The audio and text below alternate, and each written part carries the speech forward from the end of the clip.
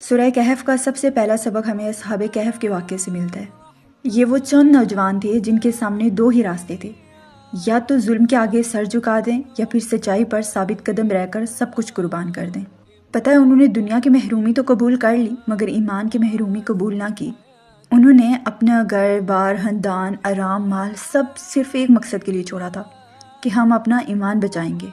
وہ کسی بادشاہ یا فوج کی طاقت کے سہارے نہیں نکلے تھے، ان کا سہارا صرف اللہ تھا۔ جب انہوں نے اللہ سبحانہ تعالیٰ کے لیے قدم اٹھایا تو اللہ نے ان کے لیے راستے کھول دیے۔ پہاڑوں کے بیچ ایک غار ان کے لیے رحمت بن گئی۔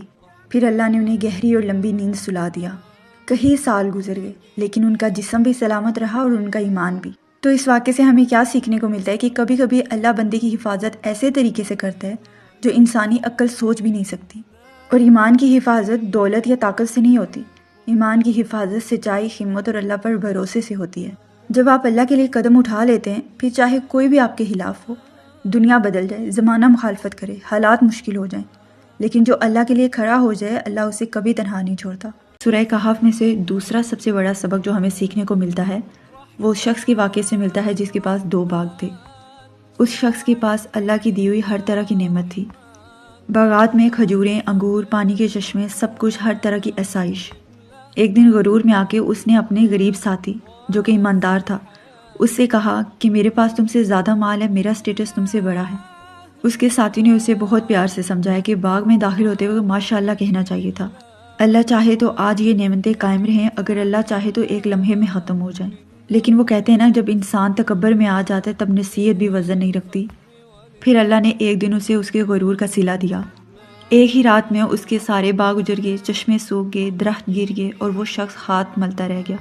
اس نے اپنے غرور تکبر میں آ کر اپنا سب کچھ کھو دیا۔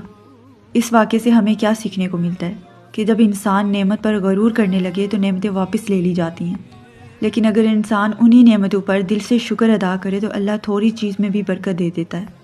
سورہ کہف ہمیں یہی سکھاتی ہے کہ غرور انسان کو برباد کرتا ہے مگر شکر انسان کو بلند کرتا ہے۔ سورہ کہف کا 3rd لیسن ہمیں حضرت موسیٰ علیہ السلام کے واقعے سے سیکھنے کو ملتا ہے۔ حضرت موسیٰ علیہ السلام وہ عظیم نبی ہیں جن سے اللہ سبحانہ تعالیٰ نے براہ راست کلام فرمایا۔ علم، ہدایت، قیادت میں ان کا مقام بہت بلند تھا، لیکن ایک موقع پر جب حضرت موسیٰ علیہ السلام نے فرمایا کہ مجھ سے بڑھ کر کوئی علم والا نہیں، تو اللہ تعالیٰ نے انہیں یہ سکھانا چاہا کہ دنیا میں علم کے خزانے لامحدود ہیں اور انسان ہمیشہ محدود رہتا ہے۔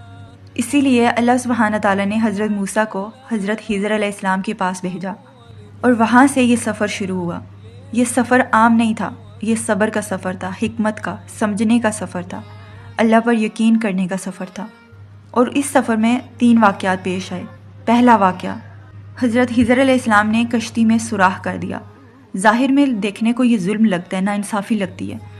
حضرت موسیٰ نے فوراً پوچھا، آپ نے یہ کیا کیا؟ اور دوسرا واقعہ، ایک معصوم بچے کو قتل کر دیا۔ یہ تو اور بھی زیادہ ناقابل برداشت تھا۔ حضرت موسیٰ علیہ السلام کا دل تڑپ اٹھا، سوال پھر زبان پر آ گیا۔ اور تیسرا واقعہ، ایک بستی میں جہاں کسی نے ان کی مہمان نوازی تک نہ کی تھی، خضر علیہ السلام نے ایک ٹوٹی ہوئی دیوار بغیر کسی اجرت کی سیدھی کر دی۔ یہ عمل بھی سمجھ سے باہر تھا کیونکہ انسان ظاہر کو دیکھتا ہے۔ آخر کار حضرت خضر علیہ السلام نے حضرت موسیٰ کے سارے سوالوں کا جواب دیا۔ جس کشتی میں سوراخ کیا تھا وہ کشتی غریب لوگوں کی تھی، اگر وہ صحیح رہتی تو ایک ظالم بادشاہ اسے چھین لیتا۔